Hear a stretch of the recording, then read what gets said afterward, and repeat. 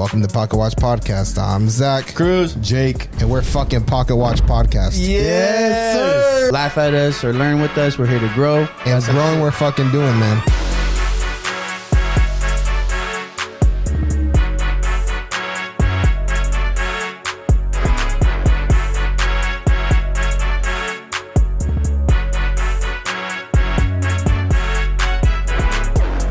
Welcome to Pocket Watch Podcast. It's your boys. That's right. We got another week for y'all. We got the barbers on deck. We got the ex-barber on deck. We got the entrepreneurs on deck. We got everybody. Yo, we got Tone here. Shout out. Give him an applause, bro. Okay, everybody chill the fuck out. Chill the fuck out. We got Tone here. We got Santi here. If y'all ain't seen him, if you're not OG, that's my boy. We got my barber, Zach's ex-barber. We'll get into that. Damn, bro, you gonna drop it like it's that? Fucked up, bro. Listen. It ain't bro. like that. He's my favorite barber. Nah, we gonna get into it. You fired my boy? I didn't fire him. I ain't fire him. He just lives so far from me, bro. No, we gonna get into it, bro. For me to get a cut, it's a 5 hour dedication. Wait. Before y'all, That's respectable. y'all see the content coming through. Make sure you like, Follow, share, subscribe, tell your moms, tell your sister. tell Santi's mom. Whoa. I'm just fucking with you. I'm playing. Why you coming after animal? No, but make sure you comment, like, subscribe, all that shit. Follow Tone. It's Tone_CUTZ. Yes, sir. CUTZ. Which you'll see it on the right side of the screen in the description below, like always, sir. guys. And we're gonna put Santi shit in there too, just in case. Yeah. You better. Hey, listen. His stuff is on every single video. This man did our intro when you see our intro stuff. This man's done the logo in the back. This man's done all of our logo stuff. So his name's on the bottom of every single video we've ever posted. Graphics by Thiago. Tap in with that man. If you need some graphic stuff, he's fire. Yeah, man. He's fire, bro. Trust me. His shit is... That is a fact. Yo, your shit's on every fucking Real episode. quick. Zach, Yes, sir. where your shades at? Oh, I don't got no shade. Nah, it's all good, bro. I'm the outlier today. I'm the uncool guy right now. Look, it's all about contrast, bro. It's all about contrast, this man. the invisible shit. You feel invisible. I'm feeling invisible. I need That's it. funny. Yeah, man. But we got a fire episode. Thank you guys for tuning in every week. We love y'all, man. Tone in the house, bro.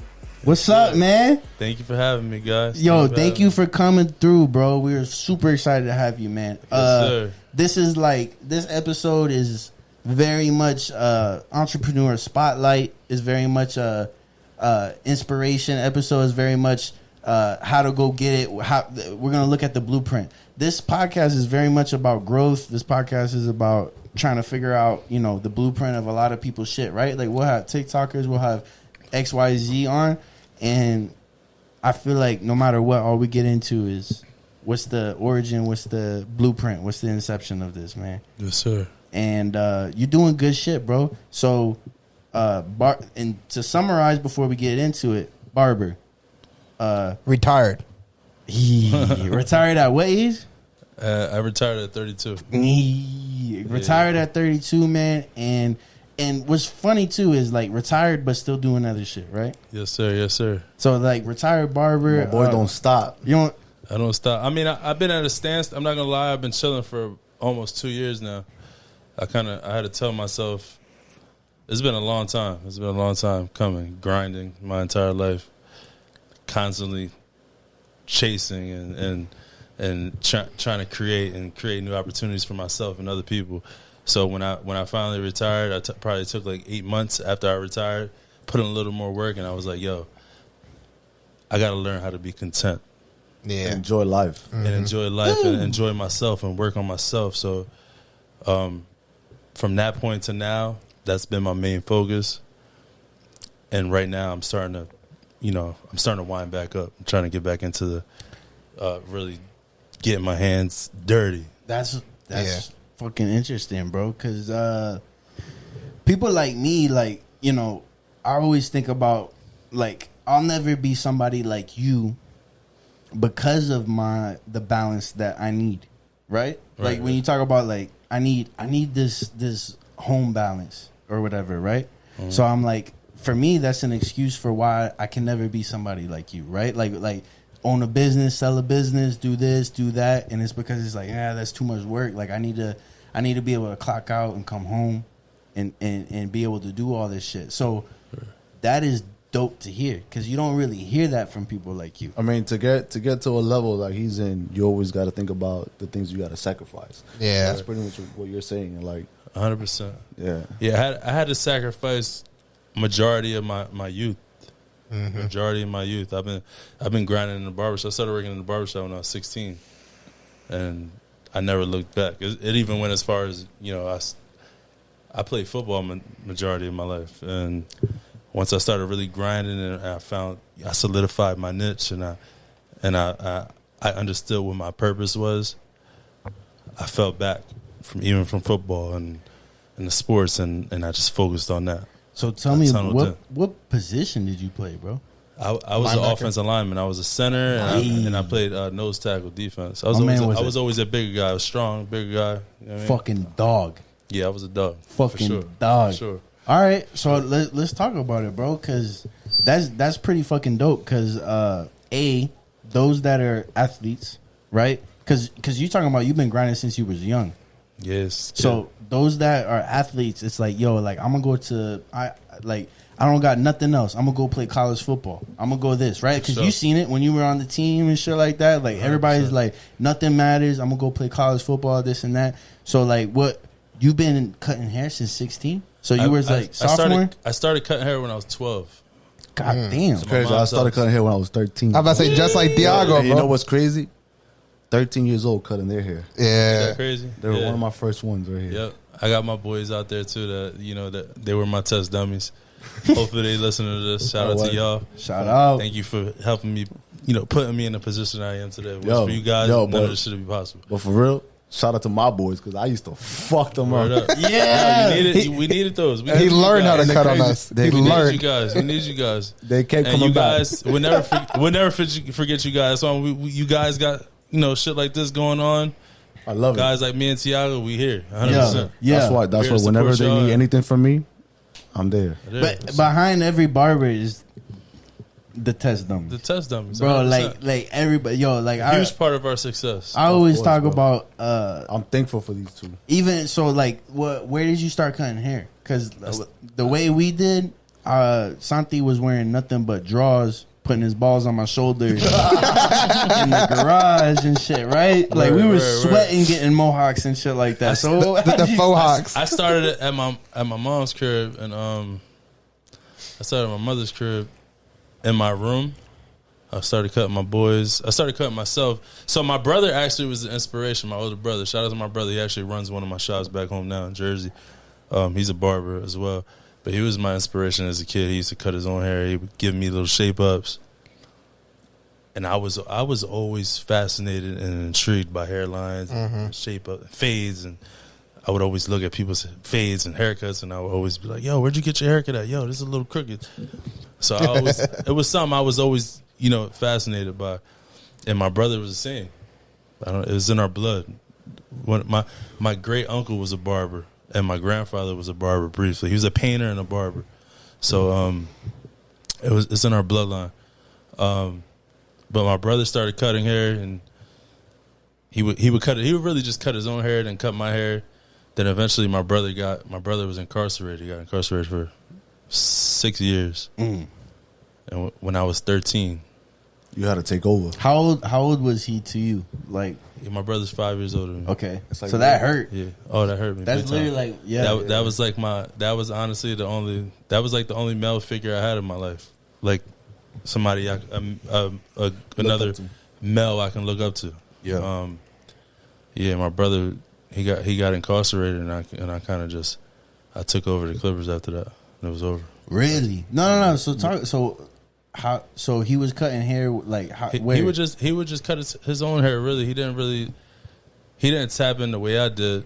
He would just cut his own hair, cut my hair. He was real into like his looks and showed you the ropes, and dressing bit. nice and just his hair, and I was always inspired by that as a kid. So. When he got incarcerated, I really kicked up. That's when I was like, I used to pay people to let me cut their hair. I would give people things. Like that's my cousins, I would give them fucking do-rags. I would give them, like, bikes that I stole. Like, yo, let me cut your hair. I had a collection of 4 bikes in the backyard. Like, yo, let me cut your hair. I'll give you this bike. I just wanted to cut hair. I just wanted to cut hair. I feel like you and I, like, we have that same type of 100%. experience to where, like, we didn't start doing it because of the money. 100%. We didn't start doing it because of the money. We started doing it because we enjoyed doing that. Oh my God, I loved it. That's how I felt. I felt like I just Bro, wanted to get better. 100%. You know what I mean? Bro, I loved cutting hair, bro. I used to sleep with my clippers. I swear to God, bro. Yo, I was the same way, Yo, bro. I swear to God, I'm not lying. I Yo, would but keep you know- them clean. I would keep, and I would literally roll them up and put them next to me in the bed when I went to sleep at night and go to sleep. That's on my door to cross my heart.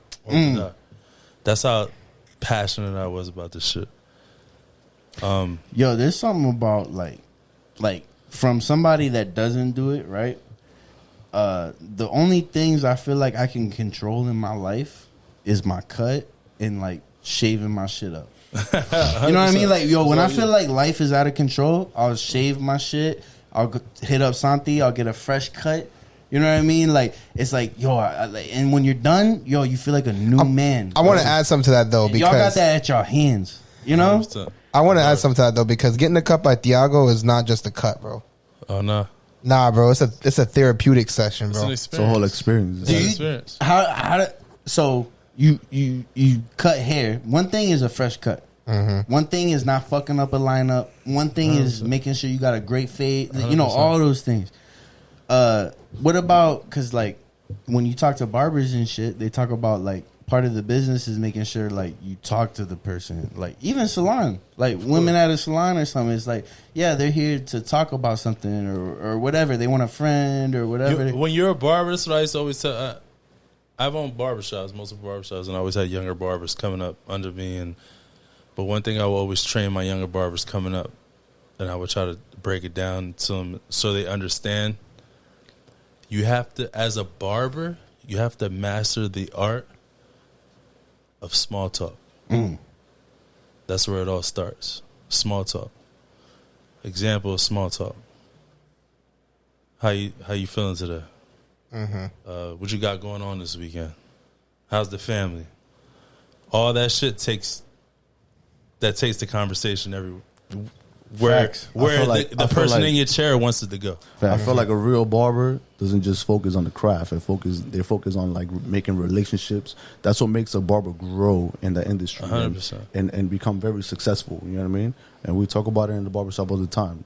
You can't just worry about that line being straight, because the next barber, yeah, he's not cutting as good as you. He might be, like close to as good as you, but he knows how to build that relationship to where the person feels comfortable to come to every week and, sit there for an hour, 30 minutes, whatever, however long the barber takes, and just be themselves. You know what I mean?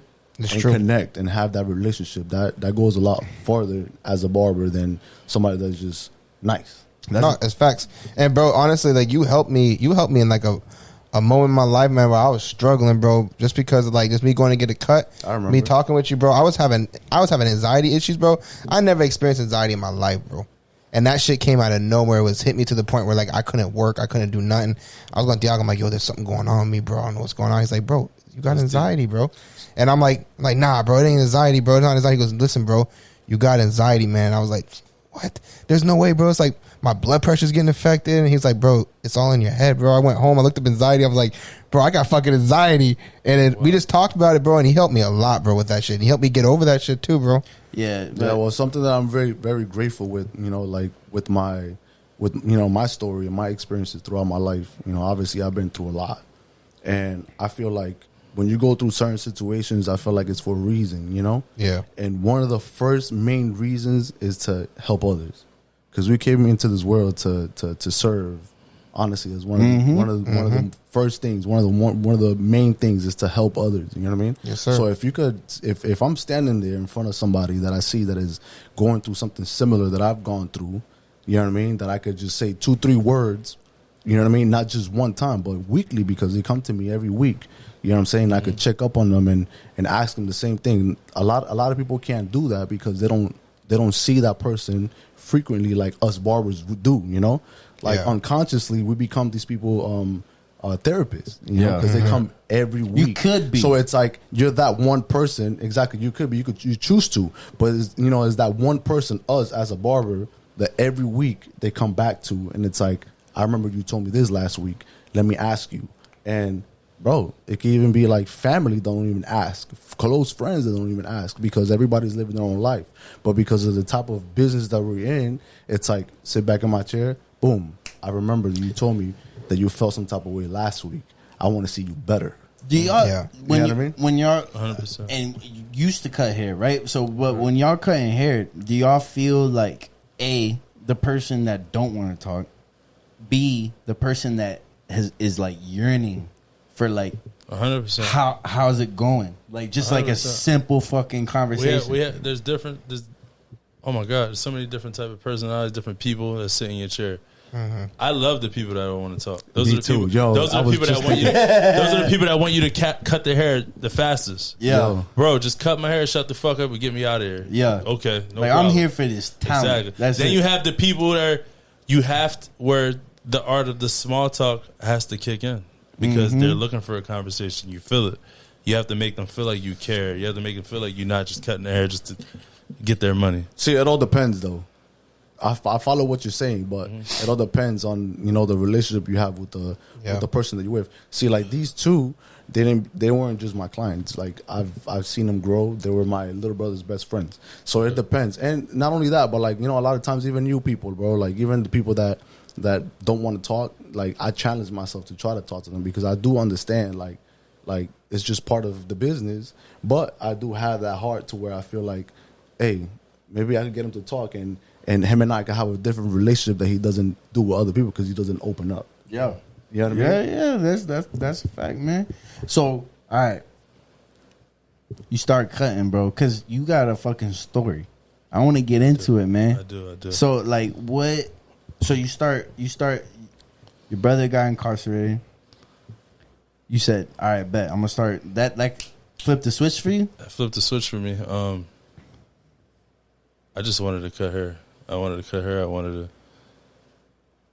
That was just my passion at the moment. And you started cutting, like, what, at, like, a barbershop? No, I started cutting at my house. So I started cutting my house in my room. I would cut my cousins, one of my neighbors. And next thing you know, we go to school. My cousins, my neighbors would go to school and then tell everybody, like, people would ask them, yo, who cut your hair? And they would be like, yo, Tone cut my hair. Like, go let him cut your hair. And next thing you know, I got 5-10 people hitting me up, asking me for, not hitting me up because back then we didn't really have phones, but coming to me in Right. school, lunchtime, like, yo, can you cut my hair after school? How much you charge? I was charging $1 for a haircut. God damn. I was charging $1. Then I raised my price to $2. Hey, Tiago started at $5. It was free, then it went to $5. Yeah, it was free, then $1. I started charging $1 for a haircut, then $2. They were bitching and complaining about $2. That's funny. How old were they though? We were Shit, these 8th days. grade, 9th grade. Yeah, so $2, man. Yeah. It can be tough depending on what family But they you come didn't from. have Yeah, no 100%. beard, bro. They ain't Majority have of no my beard. people that I surrounded myself with, they didn't come from wealthy families. Yeah. So, $2 wasn't. It was big. Yeah. And I would just be like, yo, it's only $2, bro. Like, figure it out. Yeah. If not, I'm not cutting your hair. Like, I'm not cutting hair for free no more, bro. Like, I'm past that. Yeah, I charge $2 now. It's not free no more. I did all the free haircuts on my cousins and my neighbors. Like, I got my skills up. It's Yeah, time to level up. Yesterday's price is not today's. Yesterday's price is not today's price. Yes, sir. So, Going Eventually, from $2 haircuts to what now? when I retired, my haircuts were $100. Yeah. Oh, that's interesting. So, like, now that you're retired, what does it take to get a cut from Tone? $500. Gosh. Or I gotta just love you. Yeah. All right, I'm I not got this. charging you nothing. So that means you love me because you be cutting my hair. He's been cutting my hair every week for the last 3 weeks. That's Yeah. that's why that shit clean. Keeping them I be sharp. bored as fuck. I be bored too, so I look for people that I love to cut when I'm bored. I'll be wanting to cut hair. Yo, Not- this nigga literally be like, yo, what you doing? I want to cut your hair. All right, you gotta tell me twice. I was gonna say just And because. he comes to the shop and he cuts me in my station. Oh, that's dope. That's cool as fuck. I was gonna say because like going from doing it every Let me day. tell you, my man got the skills, bro. Yeah, you should look clean, bro. Everybody in the barbershop looks at him like there's a reason why he's where he's at. Yeah, You know what I mean? Appreciate exactly. Like that. there's really levels to the barber game. And with that said, like, Santi's Barbershop, shout out to Bearded Dragon. That is a dope fucking barbershop. Talent, like, too. I love that there's shit. a lot of Like talent there. if I back in the day, I used to worry if my barber's not there, right? Like Santi used to work at different barbershops, and I used to be worried about Bro. pulling up and he's not there, and I'm like, fuck, I need a cut or whatever. And it's like I don't know if I could trust any of these motherfuckers here or whatever the case is. But at Bearded Dragon, man, them motherfuckers is talented. So that says something for Tone to pull up. And for them to feel that way, man, that's super fucking dope. Yeah, it feels bro. good. There's a lot of those guys. A great group of guys over there. So it's just a lot of love, respect. You can tell it's mutual respect. I respect them. You know, they're his family. They're his family is my family. Hell yeah, I bro. go in there, I feel welcome. Like, you know, I feel like I'm a part of the shop. But I want to get into, like, all right, so like even Santi, right? A lot, you know, started up the same way, very similar, right? Never started his own barbershop. What made you want to start your own barbershop? I've always dreamt of having my own barbershop. I always thought about it, like I want to own my own barbershop. So, my first business, I've always been an entrepreneur. I rented chairs, and you know, I never really had a boss. I had owners of the shop. Mm-hmm. The owner of the shop that I worked at, he wasn't a barber. You know, he owned a mattress store next door, and he had a barbershop connected. It was a Jamaican guy. He's a real cool guy. But, you know, we were kind of on our own. So I started working at the shop when I was 16. So I was on my own for 16. I would cut school and go to the barbershop. Yeah, I always, you know, worked at my own pace. You know, I created my own schedule always. So I never really knew what it felt like to have a boss. So I knew I was going to be. That's what's good about barbers, that we're pretty much self-employed. You know? God. Exactly. Damn. Exactly. So I started my own trucking company at the age of 21. Okay. I had 26-foot box trucks. So I had two 26-foot box trucks. I had contracts with Amazon when Amazon first became a thing. The DSP, whatever it's called? Or before that? It was way before that. Oh, I had shit, contracts with them. So they were subcontracted to a company called Lasership, and the Lasership gave me a contract. So Lasership got a huge contract with Amazon, and they had to find subcontractors to deliver bulk mail for Amazon. So that was before Amazon had their own delivery trucks and everything. We would have to take pallets to USPS, drop them off, and USPS used to deliver your Amazon packages. So I was a part of that. I had two trucks doing that. That was my first business venture at 21 years old. I was the youngest guy in the warehouse. I got a lot of respect then from that. But prior to that, I had a buddy of mine. He owned a shop in the city where I was cutting at, Camden, New Jersey. And his kid's mother, him and his kid's mother split up, and his kid's mother moved to Georgia. So me being the businessman I always was, a light bulb went off. So I planted a seed. I was just like, his name was Jose. I said, yo, Jose, listen, if you ever thinking of selling the shop, you know, I'll be interested in buying it. Me knowing, you know, I wasn't a father yet. I became a father at the age of 22. I was 21 at the time. But I know, like, there's so much time before he's not going to be able to take it anymore. His kids moved all the way to Georgia with their mother. Yep. He owns a shop here. Yep. So I planted the seed. So fast forward. You saw the potential there. I saw it. So like, fast forward a year later, Jose gave me a call. I saw my phone ringing from Jose. A year later, when I saw his number come up, I knew why he was calling me. Because I planted that seed a year prior. I picked up the phone. He was like, hey, Tom, what's going on? Yo, what's up, man? He was like, yo, man. He's like, remember what you told me about a year ago? I said, yeah. I said, what's going on? He was like, yeah, I'm ready, man. He was like, I'm ready to go. He was like, I want to set a shop. He was like, I can't be without my kids anymore. I got to go to Georgia. I got to move to Georgia. So I said, all right, man. I just stood calm. I was really excited. I stood calm. I was always really mature for my age, man. I had to grow up fast, so I stood calm. I was like, all right, man, let's set something up. Let's go have something to eat. We'll talk about it. We'll set something up. Hopefully we could work something out.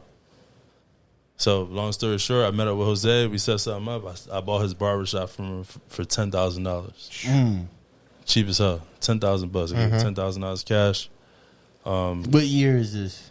This was 2012, 2013, 2012. Okay.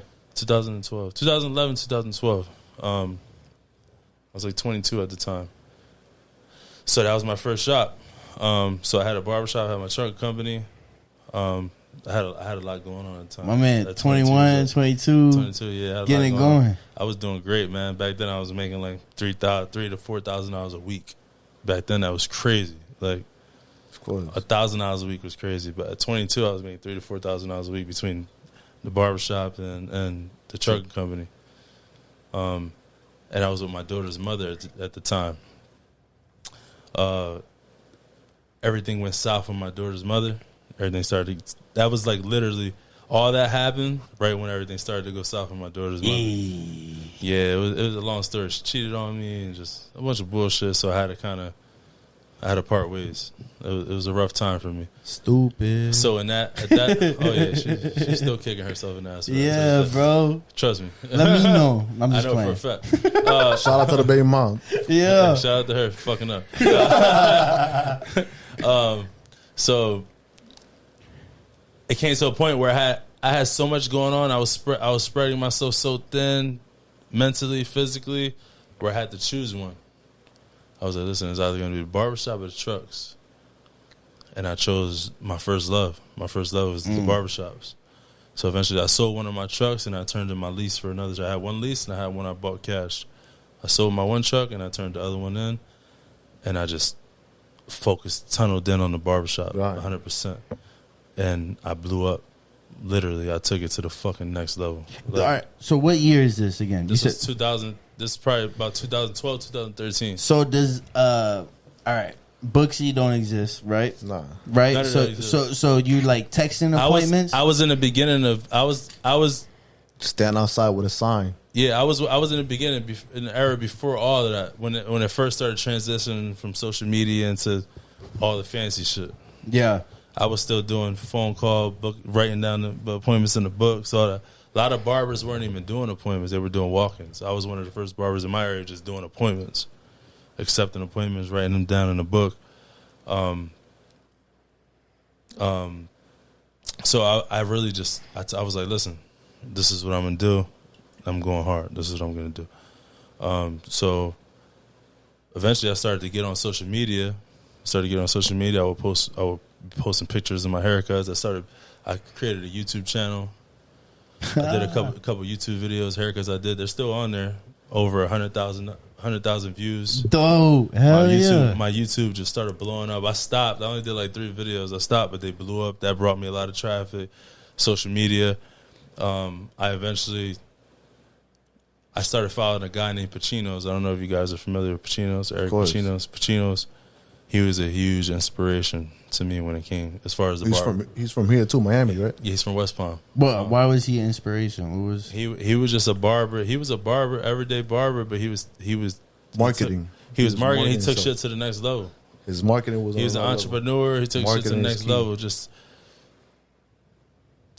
he just literally. How do I say it? He created his own brand. Right. He started getting known by it, not just, you know what I'm saying, Exactly. by people, but by barbers. He created his own brand. He literally created content with everything he did. Mm-hmm. It was so powerful that he's in West Palm and you out in Jersey. And I'm out in Jersey and you know him by him. I was out in Jersey and I was inspired. That takes I took some that movement. shit to the next level. Next thing you know, I bought a professional camera. I was one of the first barbers in the barber industry to purchase a professional camera. So I started putting out. I had a buddy of mine. He was a photographer, and I told him, I was like, "Yo, I want to start doing like magazine photos to post on Instagram." People were using like their shitty phones to post pictures, like shitty quality pictures. I was like, "Yo, I want magazine quality photos." So he brought his camera in the shop, and he would take pictures of for like a whole day. He was taking pictures of my haircuts, and he was sending them to me, and I was posting them on Instagram. And I was like, "Yo, I want to buy a fucking camera. I want to do this. Like, I want my shit to look like magazine quality." And that shit makes a fucking difference. Yo, he understood what he had to do. That's a fucking difference, I knew what I had to bro. do. Yeah. And so I was like, well, everybody knows now that they didn't know. I was gonna say you. I was gonna say you were doing that 10 years before. 2012. That's what I'm saying. You did that shit 10 plus 2012. years That's before. regular now. That was not normal back then. No, bro. So check it out. So I purchased the camera. He told me what camera to purchase, and he was a photographer coming up in the game. He had a camera, he had a lens, a 24 to 70 millimeter lens that was about $2,500. He paid for it. Damn. He wanted to level up to the next level. He was like, yo, listen, he was like, I'm trying to get this X, Y, and Z lens. I'm willing to get rid of this 24 to 70 millimeter lens. It was for a Canon T3i. I had a Canon T3i. That's the camera I bought. It was like a $400 camera. But the lens went for that. The lens is the difference. The lens was separate, exactly. He was like, yo, just give me $1,200 for it. I paid $2,500 for it. Oh, you gave him full amount for it. So I gave him $1,200 for the lens. I bought the camera, gave him $1,200 for the lens. So I had the Canon T3i and a 24 to 70 millimeter lens. The best fucking lens on the market. The greatest lens you can use for haircut photos. Yeah. I started taking pictures regularly on the daily, every day, posting with that lens. My Instagram blew the fuck up. I started doing videos of my haircuts. One of the first barbers ever. Yeah. Professional quality videos, professional quality photos. Next thing you know, my Instagram was like, I grew like 5,000 followers in a month. You were starting to get known outside of your area. Outside of my area, in my area, I was averaging 30 to 40 new client inquiries a week. The crazy thing, obviously, I'm a barber. You guys know that. But before him and I met, people around me already knew who he was. I didn't, though. Yeah, that's the crazy. crazy That's thing. dope. Yeah, bro. So when him and I met, and we obviously, social media, you post everything. Yep. We start hanging out, posting pictures, and people are like, from here, that I know, oh shit, how you know Tone? And I'm like, huh? Like, you know this nigga? This nigga's from the other side of the world. How do you know him? You know what I mean? Like, it's crazy, bro, what social media does. Yeah, but it's true. because he's been around doing that for such a long time. You know what I mean? Yeah, bro. All through barber. Yeah, but not only he was successful when it came down to the way he, uses social media, but that took him to another level to where he started doing events, like kind of like what we're doing with the cars and CUTZ. He started doing his own events. My story is crazy. So next thing you know, I started to get so popular. Next thing you know, I was the, long story short, I started started cutting professional athletes. So I became the Philadelphia Eagles barber. Dope. Yeah. Yo, who's some of the Philadelphia Eagles you cut? I cut LaShawn. I used to cut LaShawn McCoy, Mark Sanchez, Nolan Carroll, Jason Peters. You name it, all them guys. I was in the locker room every Thursday. I used to cut hair in the locker room at the facility, the practice facility. Because you were Jersey, Philly. That's like legit. You in the facility cutting. Yo, he not cutting no more, but they still call him on FaceTime while I'm next to him. Like, really? Facts, You know what I mean? facts. Tell that motherfucker tighten up. Like, yo, 10K, I'll fly you out here, cut my hair real quick.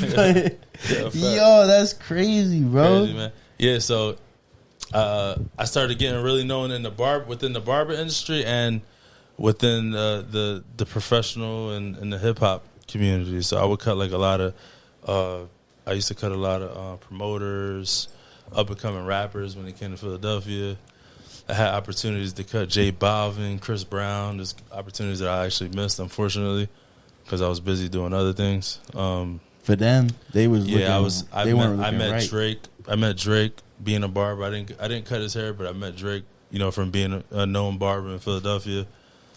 I was at Drake's concert. I knew a lot of the professional athletes, a lot of the promoters, and I got to meet Drake. Drake had a haircut when he came to Philadelphia.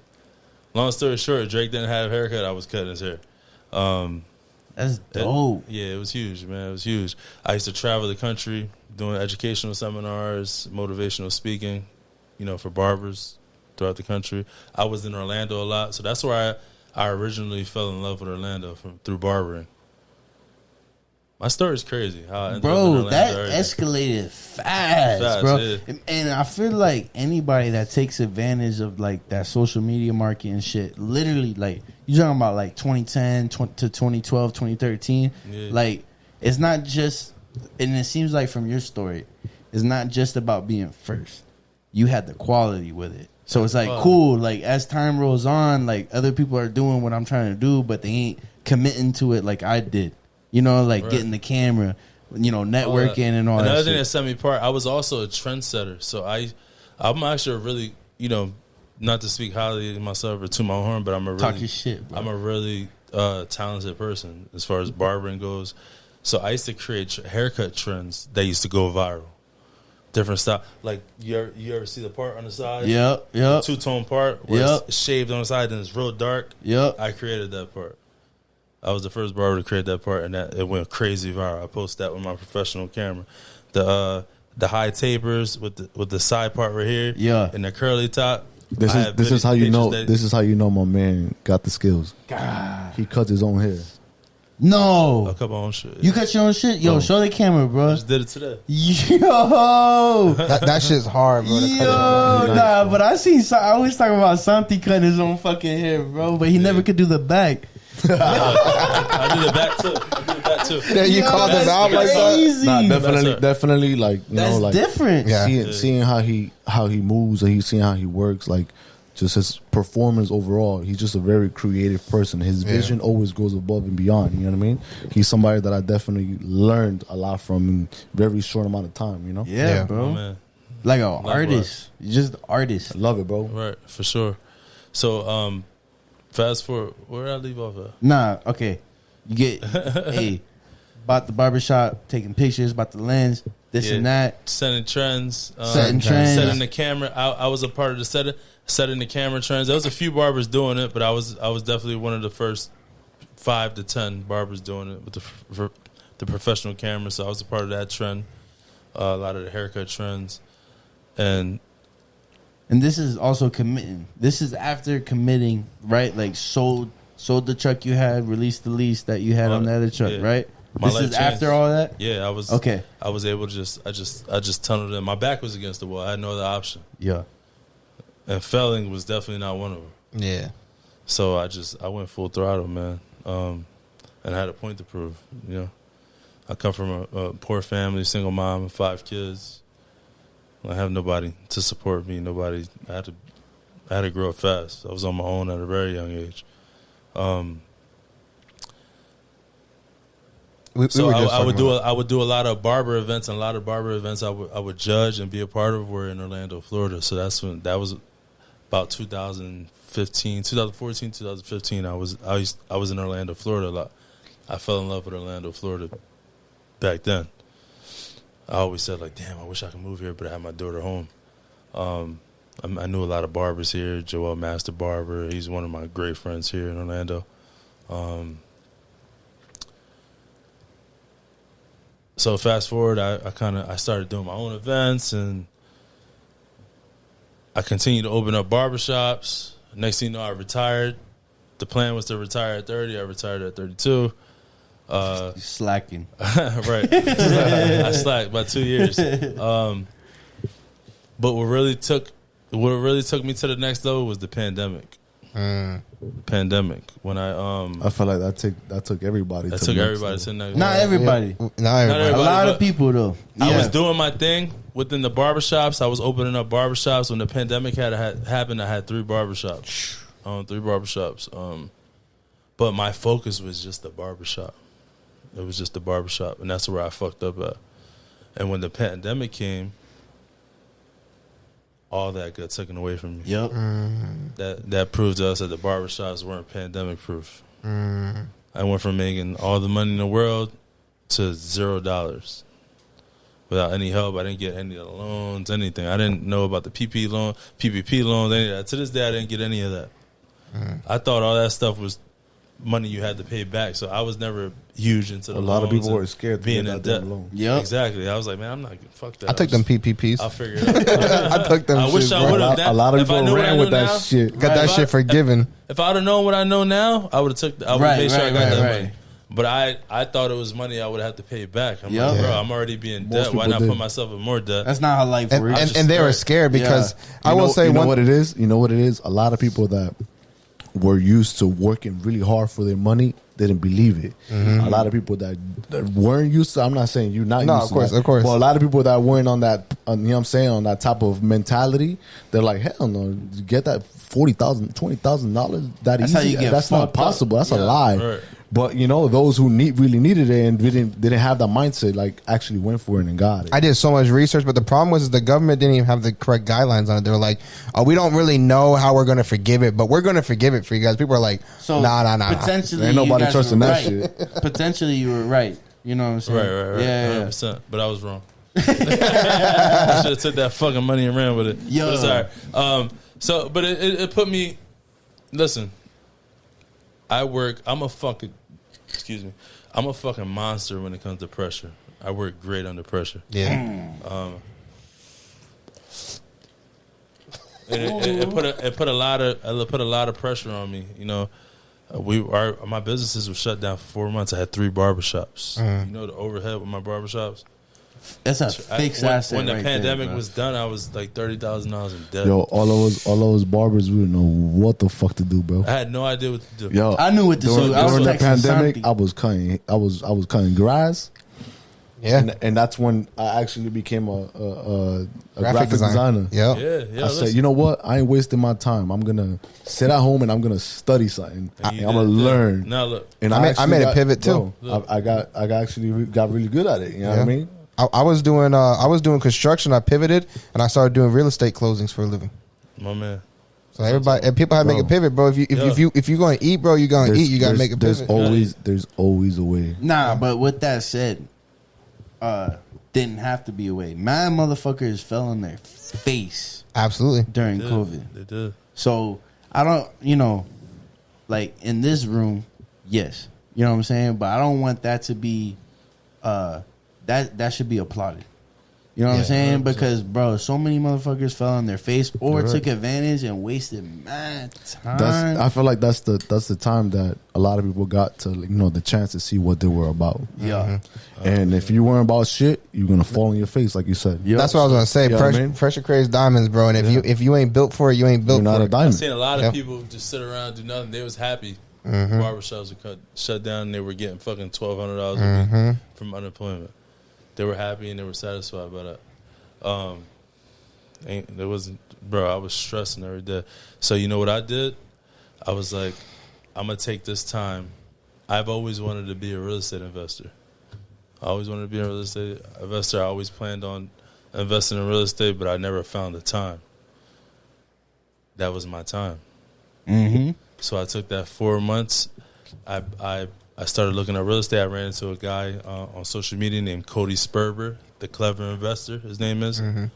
If you guys want to look him up, shout out to Cody Sperber. He changed my life, and he turned me into a multimillionaire with $100. With $100. $100. How does that work? He had a $100 course. The course was $100. Where basically, I found Cody on Instagram. His course is $100, and it was basically teaching you the basics of real estate investing. So basically, real estate investing doesn't sound like Chinese to you. Like understanding the verbiage, understanding how to create a deal, how to fund a deal, how to wholesale, how to joint venture a deal, how to all the real estate verbiage and the basic knowledge he taught me for $100. And the type of person I am, that's all I need to know. Yeah. I need to know the basics. I need to understand the verbiage, and I'm gonna hit nothing but home runs after that. Real quick, what's funny is that's a scam for most people. 90% of people that purchase that course, this is bullshit. They did Yo, nothing. thanks for nothing, right? They did nothing. But there's a certain percentage of people that it's like, yo, I just need to learn how to It's speak your language, knowledge that bro. requires action, and people aren't ready to put the action. Yeah. Exactly. Yeah. But Cody's whole his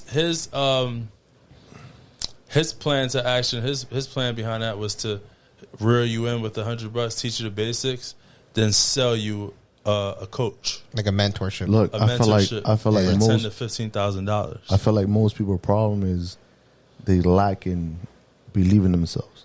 And that's Exactly. something that he was always very high up on. Exactly. He always believed in himself. You know what I mean? Exactly. You can have that idea and that vision, but if you don't got the confidence to believe in yourself, it's gonna be like how you say, that's bullshit. $100 for that shit is gonna turn me. You have a lot of like advertisement tell you, look, $50 invest into this and it's gonna change your life. To a person that don't believe in themselves, it don't matter what the hell they got in front of them. No. It don't matter if they got the best teachers and mentors, like it's just not gonna work. You know what I mean? Mm-hmm. And he's had that since a very early age to where he knew he was gonna take it to another level. You know, it's all the mindset. A lot of people call it delusional confidence, and I feel like that shit is fucking needed to be in the upper echelon of any Entrepreneurship. just any industry, any That's true. talent, any like skill that you need, bro. I mean, I call it delusional confidence, right? Like this fucking podcast, there's gonna be people that's like, "Yo, you really wasting your Friday nights doing podcasts and shit." Like, yeah, like have fun. Like you could have been playing video games, you could have been doing this, and it's like, nah, like we're gonna turn this into something. And a lot of people call that delusional confidence. I like take pride in that shit. Pause right there. You know how excited I am to be here, bro? Yeah, Yeah, me too. This is beautiful. There's no place I'd rather be. But it's because of y'all commitment and the way that y'all believe in this podcast. Facts. Why I want to be here. Yes, Facts. sir. Right. You understand what I'm saying? Facts. It shows the dedication, the love, and the discipline that you guys have. 100%. People are not gonna have the same vision that you guys have, and that's okay. And that's with everything in life. You know what I mean? That's why I always say, "Yo, keep your moves to yourself," because not everybody's gonna believe, and they could become a distraction to you. You know what I mean? That's true. You know what's something too I've learned recently, bro? And I was telling Cruz about this, man. Like, I used to try to make moves, and I would get excited for it, and I would talk to people, and I'd be like, "Yo, I'm doing this, I'm doing this, I'm doing this." And then, like, it seemed like whenever I talked about shit, bro, it would just fall through, man. So I learned to stop talking about shit, man, and just start doing this shit. And Stop like, the yapping and and make it then, happen. yeah, well, like I would have the plans in motion, but it seemed like I felt like, man, there was like somebody that like I want to say somebody, I want to blame somebody, but like that's not true. But like I just felt like there was something that was just causing it to fall through, and it was always when I talked about it. So I just stopped talking about things, and I would keep it to like only people that are super close to my life, and I would just do it. You and just it's have to been a know. lot You more just have to know who to share. information. You know what I'm saying? Yeah. Sure. Your Facts. visions, your goals, and the things that your dreams overall. Yeah. You know what I mean? Right. I feel like the devil's always listening, bro. And if you speak to the wrong people, man, I feel like it gets fed differently, bro. It's that energy. No, So, all right. So, took the class. So, When the pandemic hit, I was like, yo, I felt the feeling I never felt before. Or I haven't felt in a long time, where I felt helpless. I knew nothing the but fuck am I gonna do? I knew nothing but being a barber and Yeah. cutting hair and owning barbershops. That's the only thing I knew. But that wasn't enough to stop me. That was nowhere near enough to stop me. I was like, yo, this is my time. Like, real estate is it's the biggest it's the number one subscription business in the world. You get people you purchase properties, you get people to sign a lease, they're subscribed for an entire year. Everybody needs somewhere to live. You know what I'm saying? There's always more people. There's not always more space to live. Exactly. The There's always more world's the people. world. There's always more people, and land and properties. That's what we need. Boom. That's the We long need term some- security. Yeah, we need somewhere to rest our heads. I was like, yo, so this is my time. So I studied. I took about 8 months to almost a year. I studied even after, the shops opened back up, and I started purchasing properties. I owned 11 units within the first 6 months of me investing in real estate. Damn. 11 units. Where did you start? Like, where did you start investing? I started investing in a city called Camden, New Jersey. So it's right outside of Philadelphia. That's like expensive real estate, though. I mean, relative. Yeah, Relative. it wasn't that. It's a lower income Yeah. city. Lower. Okay. So a quick question for you. I wanted to ask about those deals. Like, did you get subleases on them, or were you doing like joint ventures? How'd you secure the first couple? So majority of all my deals came from my social media. So I have a pretty decent following on social media. So all my leads, every single one of my deals came from social media. I will post. I created a bunch of flyers saying I buy houses. I was given Like a reassignment fee? assignment fees to people helping me find the deals, and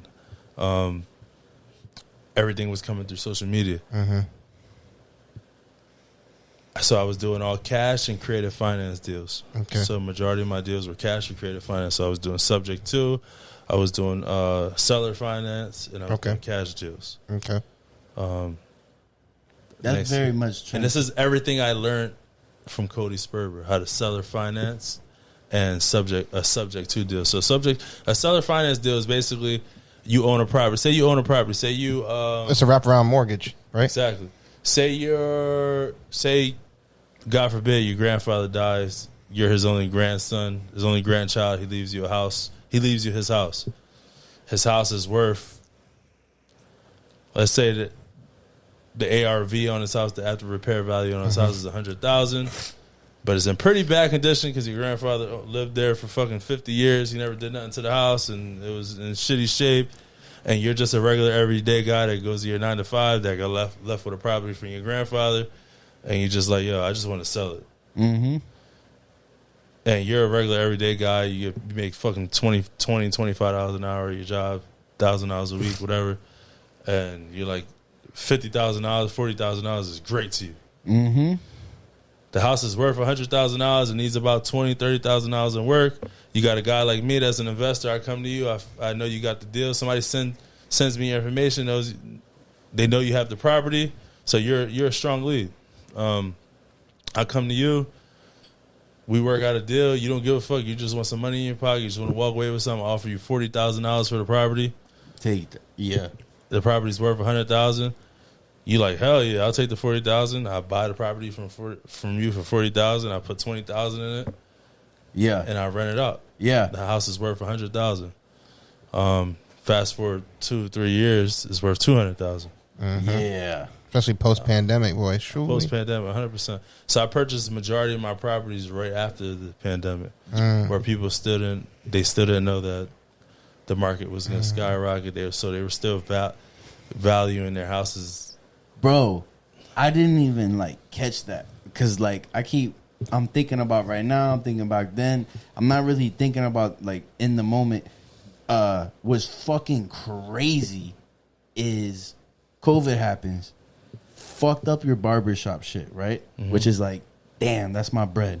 Oh my God. You happen to like specialize, right? However you did, classes, social media, all this shit in an industry that was about to take the fuck off.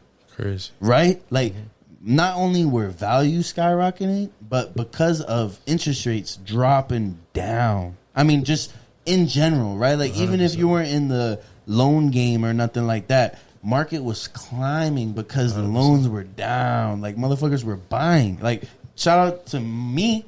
I bought this house when the interest rates were super down. You know what I mean? Mm-hmm. Like, bro, I didn't even, like, I'm not even thinking about that. Like, wow, what a fucking pivot. If there was a pivot to make during COVID, it was real estate. 100% real estate.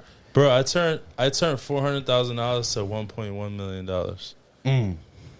over a 3-year span. Yeah. Hell yeah, bro. Through just catching it at the right time. How you say, equity. And increase appreciation. Equity. Yeah, appreciation. Appreciation. Yeah. The property's appreciated, and me just, and I did everything without a bank.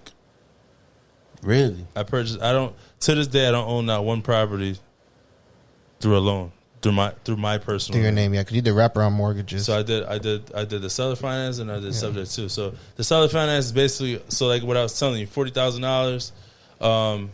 Say for example, I buy the property from you for $50,000. I'm like, yo, I got $25,000 down now. You never seen $25,000 in your life, right? You're like, yo, and I'm like, yo, can I give you the other $25,000 within the next 2 years? We break the $25,000. Let's say it's fucking $1,200 a month. So now, essentially, you're holding a mortgage for $25,000 on a property that's worth $100,000. I gave you $25,000 down. You're holding a $25,000 mortgage. You put $25,000 cash in your pocket, and you're making $1,200 a month from me. You're loving it.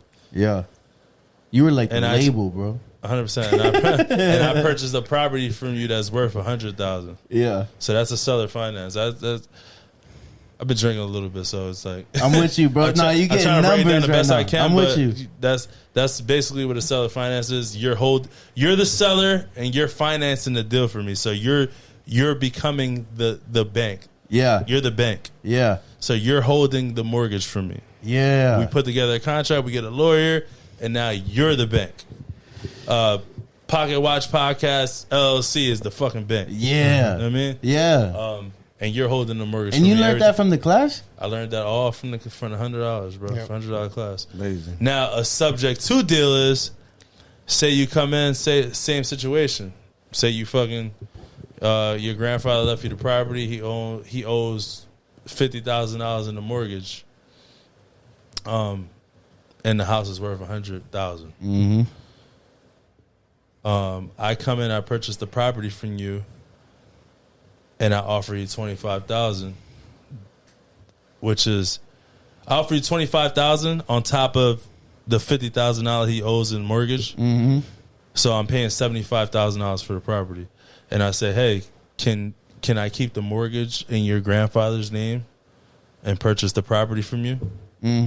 So a subject to deal is basically me purchasing the property from you, and you keeping the mortgage in your name. Yeah. So you're signing it over the deeds, the rights to the property, everything over to me, but the remaining amount, the mortgage, is left in your name. It's a subject to deal. Yeah, and like the nickname for that too is a wraparound. And a wraparound. Yeah, dope, but you gotta be careful too, because them motherfuckers default on that shit. Then that's a problem. If they default, but they won't default. No, yeah, you can't default because you're the one paying it. Yeah, exactly. You paying it directly. I'm paying directly. So yeah, I have a couple of deals where the person died. I have all their social, all their information. So I call and I act like I'm them. Yeah, like there's a guy named Isidro Hernandez. I own one of his properties.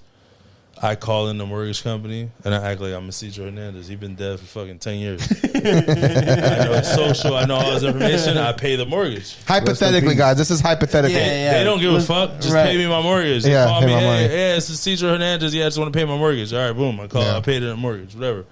They don't give a fuck. But I own the property. Yeah. I think the mortgage is down to like $32,000 now, and the house is worth $250,000 at this point. Yeah, and I paid $85,000 for the property. Right. Yeah. So I gave the wife $65,000 cash with the remaining $30,000 mortgage on it. Mm-hmm. So and the house is. She saw $65,000 cash. She's like, okay, yes, I'll take it. Yeah, that's all she gave a fuck about. Yeah. You're gonna walk away with a $65,000 check later. You have $1,500 in your bank account right now. I'm gonna give you $65,000 cash. She didn't know the house is worth $200,000. Right. Keep your owner and your husband owes $35,000. He owes $35,000 on a mortgage. I'm gonna take on the mortgage. I'm gonna pay it in his name, and I'm gonna give you $65,000 to sign the fucking papers, shut the fuck up, and move on with your life. And now I own the property. Dope. So I have a mortgage on the property, not in my name, and I have fucking over $100,000 of equity in this property. Yo, So- take notes. Yeah, And it's a blessing for you because rewind. those deals are super fucking hard to find. And the fact that you were able to utilize your platform to help you achieve those deals is fire, because the problem with getting those deals is hard to come by, bro. Shout out to everybody on my Instagram that sends me leads. So that I just started posting yesterday in Central Florida. I'm looking to buy houses cash. I'm trying to create that name and that space for myself in Central Florida as a person that's purchasing houses and property cash. I'm gonna tap in with you, bro. I can plug you in some people, bro. 100%. And that can eventually I'm also looking to do wholesale deals too. Yeah. So if it's something that I'm not interested in and I see some value in it, I can just wholesale it. Mm-hmm. If not, I just purchase it, I buy it, I sell, I flip it, or I hold it. So that's something I'm trying to open. I'm trying to open that lane for myself here in sort of Central Florida. I want to start networking like with people like yourself, and eventually I want to start getting into flipping. Yeah, I want to start doing some flips. Fuck yeah. I'm also interested in starting a trucking company here also. Mm-hmm. So I want to build here. I'm built up north. I want to build here. Yeah. I want to build here. I want to build everything I got up north here. Right now I got 4 Airbnb units here, and that's all I got going on here. But relative to your story, is that had the barbershop shit going, got that shit going? Yeah, I skipped the whole piece. So boom, the barbershop shit was going great. I run. So my barbershops are percentage-based barbershops. I know you guys know majority of clients and everyday people know barbershops are rent-based. So your barber pays a certain amount of money a week for the chair, and he gives it to the owner. Boom. Not my barbershops. My barbershops, my guys pay me 40% of their income. Shoot. They pay 40% of to the house. So But Son there's a- B there's would a- never work at your Nah, barber but shop. that's honestly, that's not how it is. There's a lot of barbershops down here that are the same way. listen, Really? that's the only- right way to do business. The rent way is the lazy way. You don't have to do anything when you charge people rent. You don't have to do nothing but collect $150. Let's say you charge $150 a week. Yeah. You're collecting $100. You don't have to run a business. You're just collecting $150 cash for each chair. Me, I'm actually running a business. I'm running books. I'm looking at numbers. I'm paying people direct deposit weekly. I'm doing all the business stuff. I have a P&L I have to fill out every week, a profit and loss. Yeah. I'm at every month. And I'm not to talk down on the barbershop owners that are doing booth rent But that's the and extra shout out effort. to all the barbers. It all falls into like the area and the location and Not just how it that. works. 100%. It's and not the that easy. barbers that you have Yeah. within your location, because Exactly. there's barbers that obviously are another level, like moi.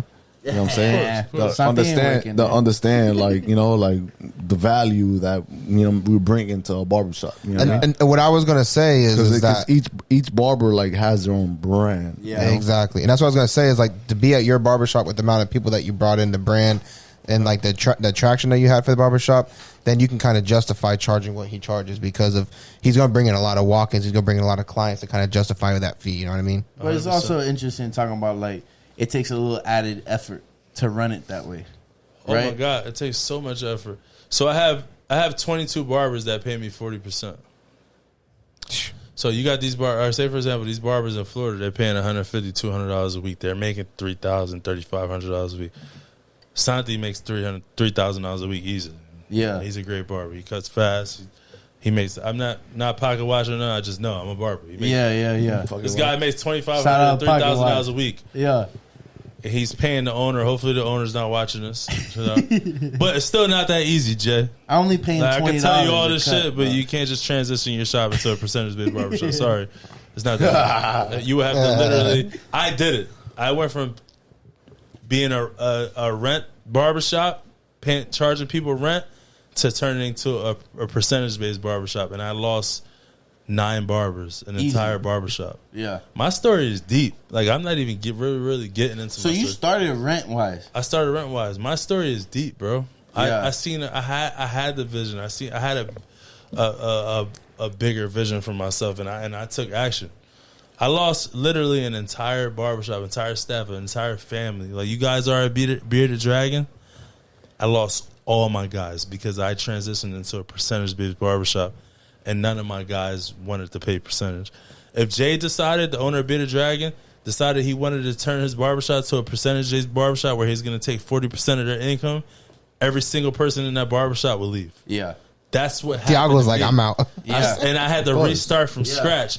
But I had all the confidence in the world in myself, and I planned accordingly, and I was ready for that. You pretty much you were down to start a whole different system. A whole different system, and I rebranded. And my brand now today, that decision I made changed my life forever.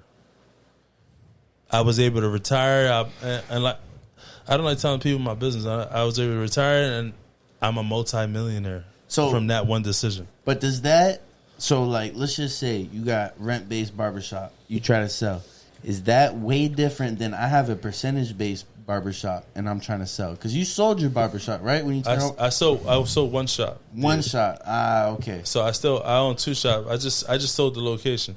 I'm trying to pull up my calculator so I can show you. So I have all right, so Santi makes $3,000 a week. He pays Jay $150, $200 a week. I have guys that pay me 40% if they're $3,000. What's 40% of $3,000? $1,200. $1,200 a week. I have 22 barbers. My barbers gross on average $2,500 a week. All 22 barbers. $2,500 a week. They pay me 40%. I have 22 barbers. God That's damn. 10K. 10K. Well Easy. over 10. I make. I don't That's even want 20 you. I don't something. even want you to Yeah. post this. I'm just telling you guys. Yeah. I make anywhere from $11,000 to $15,000 a week profit For just doing that From- percentage base. from my barbers. Right. That's the sacrifice from 2 barbershops. When I had 3 barbershops, it was crazier. So I make anywhere from $40,000 to $50,000 a month profit from my shops. I took that money for a whole year. I saved it, and I just kept reinvesting it into real estate. I just kept taking. I was taking them. I was snowballing, and I was funneling it into real estate. And now I just live my life every day, bro. I live my life every day. I live my life every day on my own terms. Life. I do nothing. I'm 32. Ask this nigga what I'm doing all day when he calls me. What am I doing all day when you call me? Beating his fucking life. I'm beating my meat. I go to the gym. I go to the gym in the morning. I'm laying down. I'm fucking taking naps all day, right? I'm chilling. But I worked my ass off to be in that position. I missed everything. I missed my entire youth, my entire 20s, when everybody was at the club, going out, having the time of their life, fucking bitches, going to family barbecues, doing all that shit, going on family vacations. Guess where I was at? I was behind the chair cutting hair, and I had a vision. Yeah, but you see what he's saying? But really, in reality, my boy, he don't sleep. He still don't sleep. I still don't sleep. He up at 5 in the morning. Yo, for this 2023, that's been one of my biggest change. Bro, he's posting at 5 in the morning at the gym. I'm liking his stories. No, he's one of the reasons. Look, I'm very grateful for this man right here. Not gonna lie. I'm grateful for him. No, I'm grateful for you, motherfucker. I love this nigga. Look, I tell you what. He's the reason I'm in Central Florida and I have a life. I like that. Him. Fuck yeah. Yo. If not, I would have been gone. The day that him and I we met, yo, we clicked and we've been solid since. My beautiful girlfriend, the girl I'm with now, the girl that I love to death, I met through him. Yeah. Through his social, she found me on his social media. Yo, shout out to you though, because I think Santi, he's that's a motherfucker that that's my brother. I love that nigga to death. I love that nigga more than the niggas that I grew up with. The niggas that I grew up with, my boy. I love the shit out of him. But G shit, bro. Like, yo, I'm very grateful for him, bro. Like, ever since he came into my life, bro, him and I, we've been like brothers. You know what I mean? We're literally best friends. And just seeing the way, you know, his personality and the way that he performs as a person has changed my life, bro.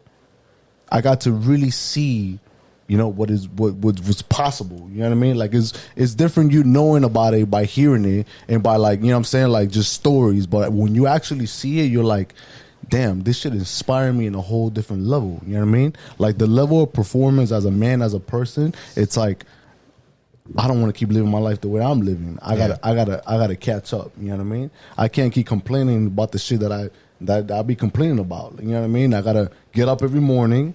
You know what I'm saying? And do the best for myself. Do the best for my family. Do the best for my future. You know what I mean?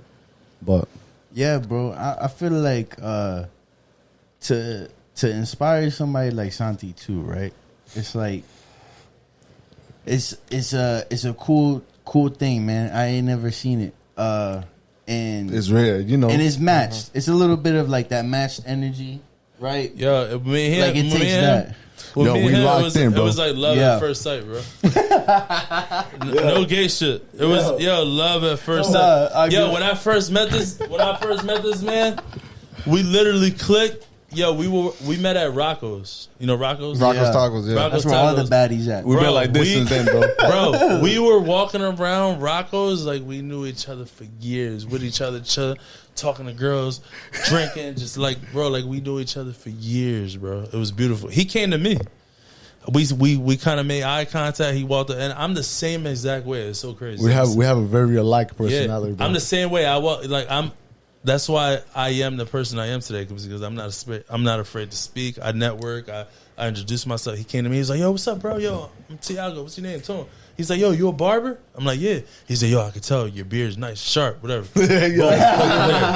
And I'm like, "Yeah, we just clicked from there, bro." Yo, but I met it was a girl I was with, a girl that I knew, girl I was kicking it with at that time. Shout out to her. Shout out to her. My entire life. I know she went home mad though for some reason, right? Yeah, she went home mad. My entire life in Orlando was created through women. Is that why you fell in love with Orlando?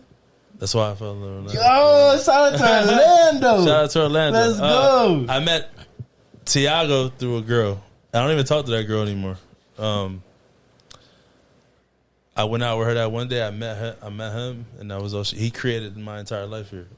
When I met him, I had nothing here. I knew no one here, but I just kept showing up.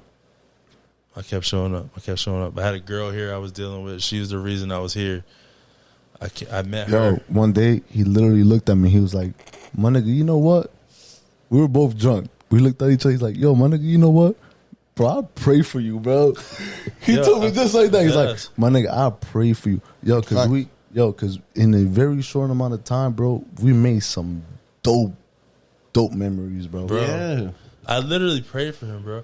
So let's rewind a little bit. So boom, after all that time, after the pandemic, after I retired, I met this girl here in Orlando on social media, on Instagram. I still had connections in Orlando from a lot of barbers I knew, women I met in the past.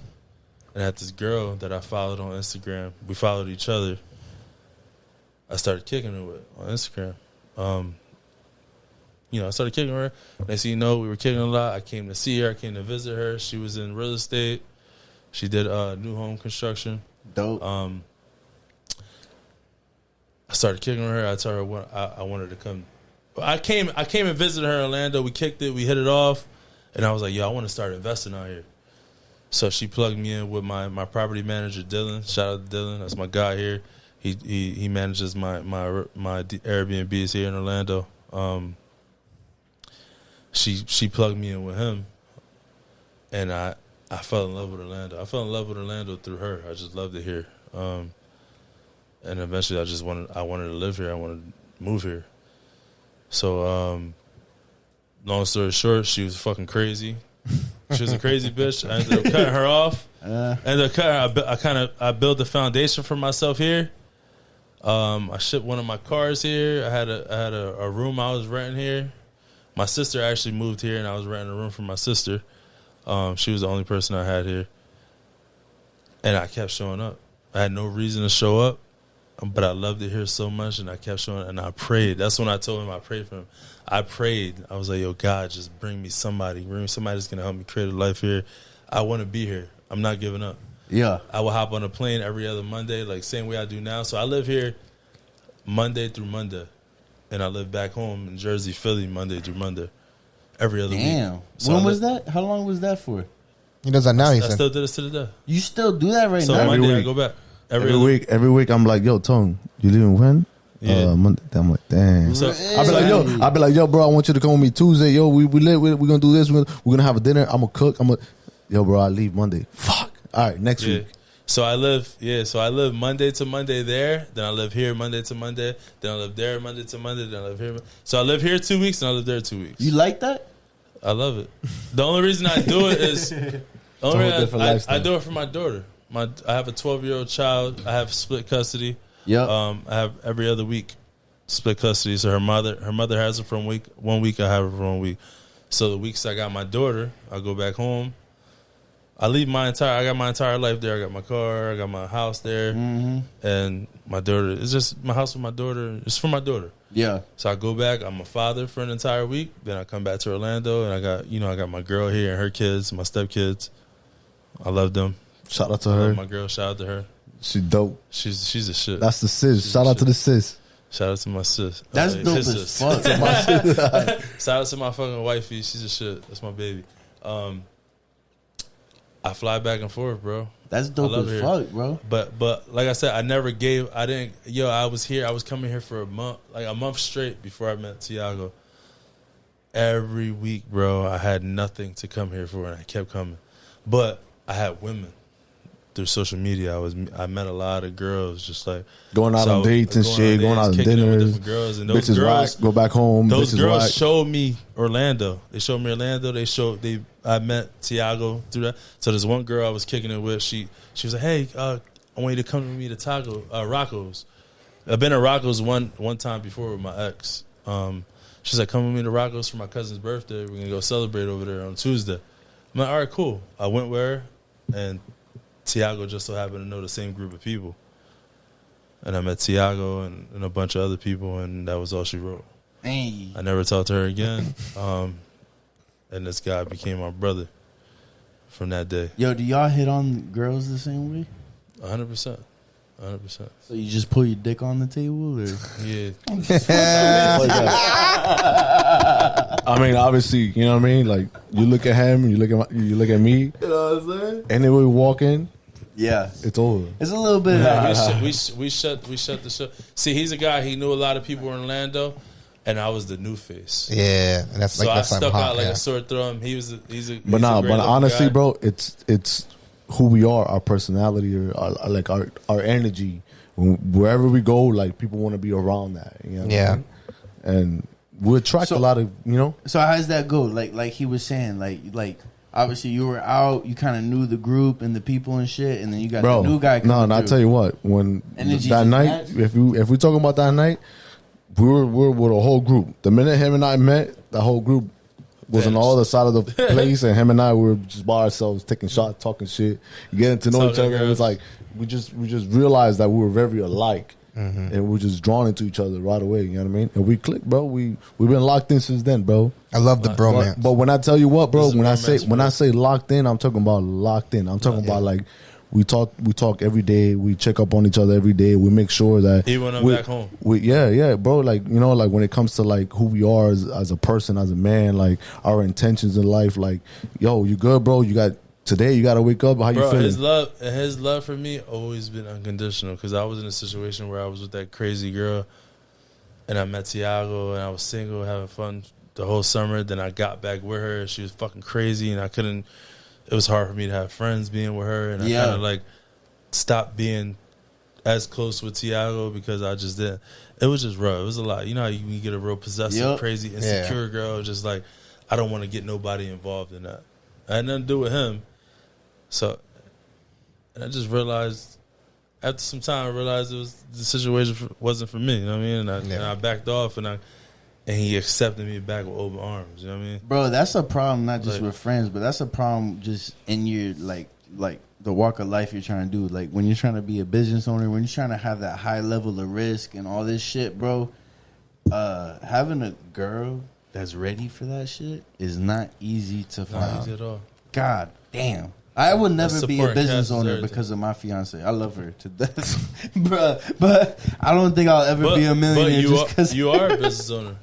Facts. Pocket What's Watch up? Podcast is a business. Yep, Yes, that's sir. LLC. He keeps forgetting that, bro. He Yes, keeps sir. You sleeping, are a bro. business owner. Yes, sir. No matter what level It's because we it's don't make at, no fucking money. no matter bro. what, but listen, No. no matter what level you at in this business, it's your own business. Facts. It's gonna bless And your taxes this You're year. creating time right now outside of her for this business. Facts. You're in the house. You're cool. She rather you do this than be in the street. Again, like what we were saying earlier, it all falls into sacrifice. And when you're in a relationship, everything that you do, that person got to sacrifice. Everything that person do, she got to sacrifice. Yeah. So you don't know. You could assume 1,000 things, but you don't know until you're actually in it. And it all falls into working together. And if that person's, you know what I'm saying, is willing to level to the, you know what I'm saying? Yeah, to where bro. you want to be. You know what I mean? Yeah, man.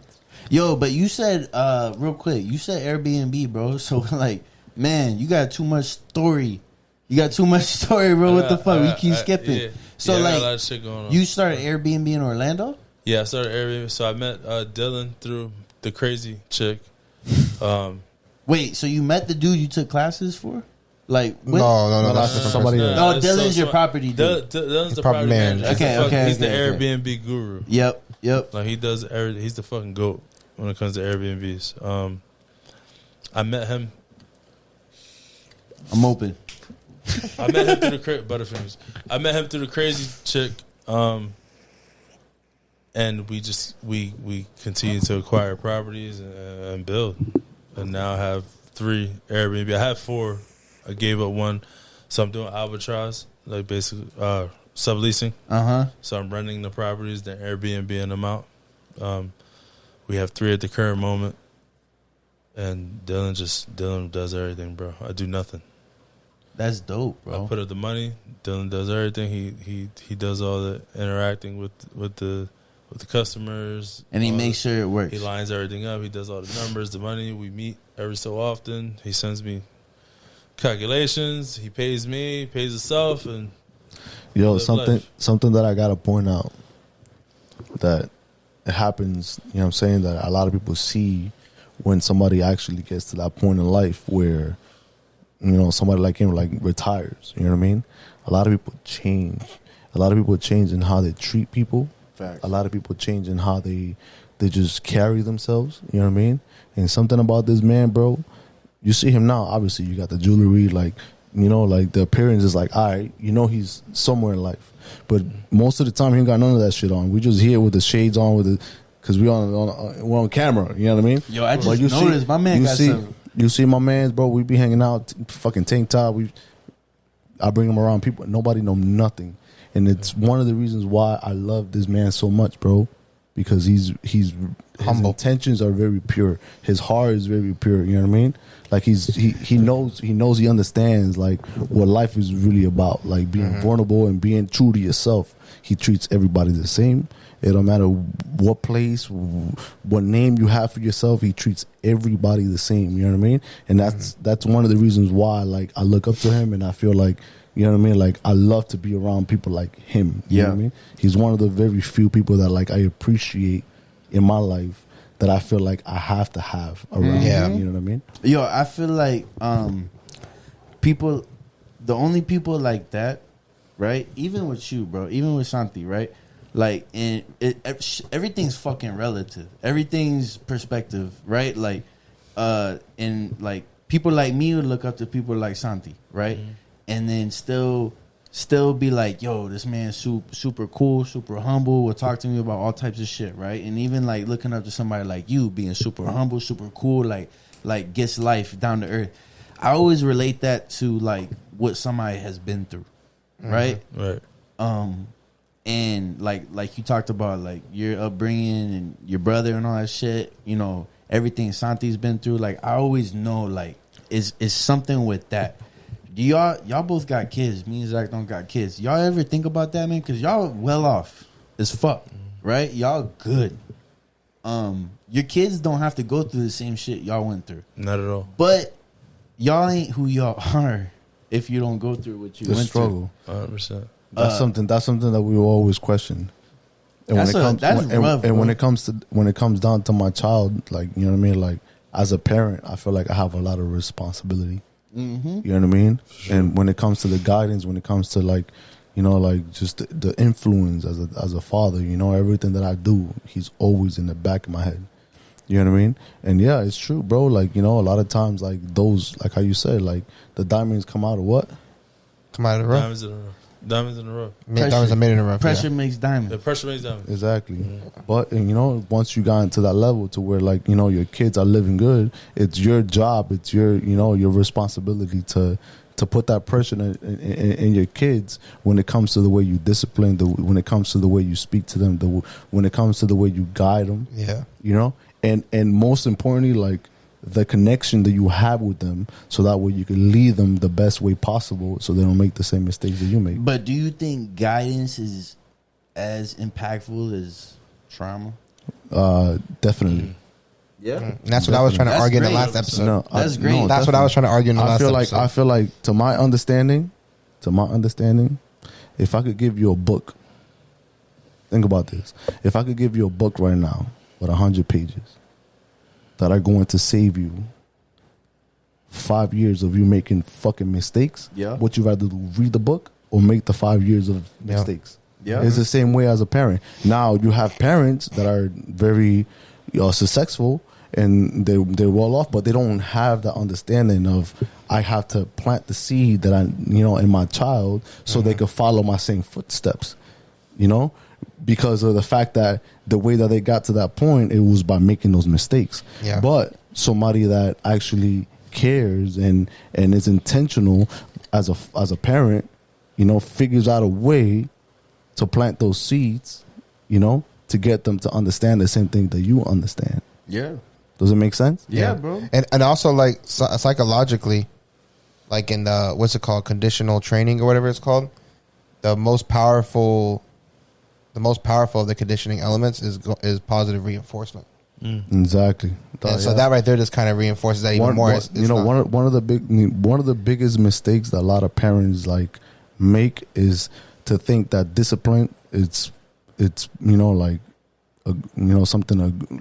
being aggressive or showing authority by being rough and being tough. And no, bro, discipline is something else. Discipline is teaching your child, you know what I mean, and finding, like I said, finding the best way to connect with your child so they actually listen. You know what I mean? You have daughters? I have one daughter. One daughter. I have a 12-year-old daughter, and I have my girl has a 2-year-old son and an 8-year-old daughter. Okay.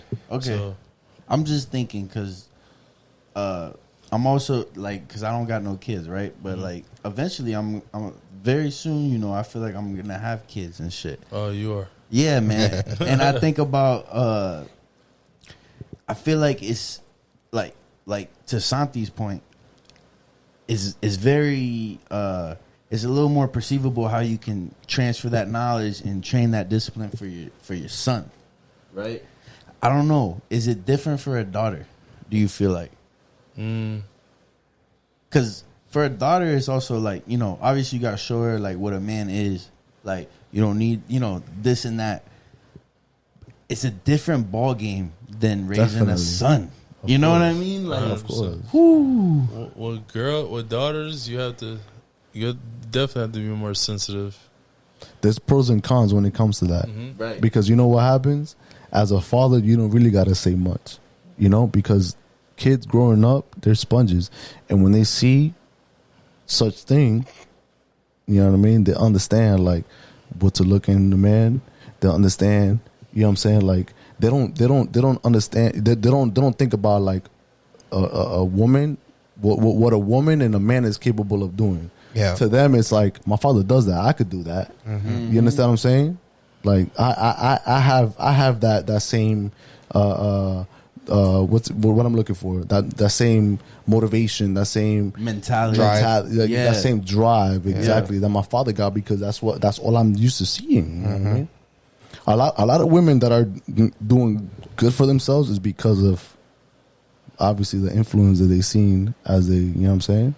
My mom's a hustler, but my grandpa was also a hustler. So That's exactly what I'm saying. She's seen that. Those seeds were planted in her since she was. And shout out to your mom. I love your mom. Yeah. She's That's amazing. a fact, bro. That is a fact. That kind of proved my statement wrong, man. Like, me and Zach look up to our mom. I mean, I look up to my mom. Oh, I know your mom too. She's amazing. Yeah, bro. Yeah, that's a fact. That kind of. But there's a reason. It all falls into the background. There's a reason why they like that, bro. There's a reason why we all like the way that we are. You know what I mean? We all have to come to that understanding that, I guess, you know, we come to that point in life where it's like, okay, there's certain things that I have to learn, but it's also certain things that I have to unlearn. But you know what's crazy about life is a lot of shit we got to unlearn. What's crazy about life is it's a lot easier to learn than to unlearn. Ooh, Facts. Because a lot of people don't understand what's behind unlearning habits. That's why they say, like, You know? the hardest people to teach is older people. Yeah. Yeah. They Yeah. can't Yeah. teach gotta old dog unlearn. new tricks. And, Yeah, that's what I was gonna say. That saying is real, bro. And the reason That's why is because it all falls into emotions. All right. People don't think about emotional intelligence. People don't think about, how do I control my emotions? You know what I mean? Your habits comes from your body. You know, emotions live in your body. Understand what I'm saying? So your body, the reason why we create habits is because your body learns to do things better than your mind. So that's why you becomes a habit. Your body acts to do certain things. So if you're every day you're drinking a cup of wine every day, it gets to the point where you consciously started doing it, but your body started to learn, and then your body started to ask for it. Same way with you eat burgers every day.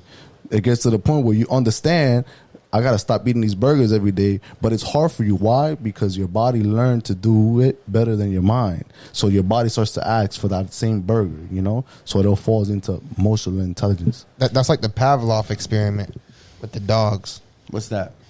So he did an experiment where basically he would set it off where he would ring a bell, and then they would bring food out and they would feed the dogs.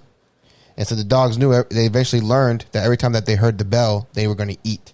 So what they started doing was they would ring the bell, they wouldn't bring food, and they found out that the dog's mouth would instantly start salivating, and their stomachs were producing more stomach acid. Body's urine. It became a habit. Because their body already knew that they were about to eat because So they look, heard that bell. this is something crazy that a lot of people I don't. think it's called like repetitive learning or something like that. It's A lot of people don't realize this, and it's crazy. But our brains are wired up to give the upper hand to our emotions. Why? Because everything that we experience through our five senses, right? It travels through our body, with the final destination being the frontal lobe. Yep. The frontal lobe is where your logic kicks in. Facts. Your logic is when you're actually able to think. But before it hits the final destination, it touches that place that is called the limbic system. The limbic system is where your emotions are triggered. So you feel these emotions through your body, right? It could be whatever. It could be fear-based. It could be excitement. It could be whatever. Before you could actually think. That's why they say that we react to our emotions. We're creatures of emotions. You know what I mean? That's a fact. You understand what I'm saying? So understanding emotions and learning how to become the watcher of your emotions instead of reacting to them. You know what I mean? It takes you farther in life. You know? Yeah. Yeah, It's man. facts. That's a good. I just I like that perspective because when you talk about like raising a kid or whatever the case is, like the saying is always like, I want to give my kid the life I never had, but that's not always the best idea, right? Like it's like, yes, give your kid the life you never had as far I think as it's like about quality, but like that knowledge transfer.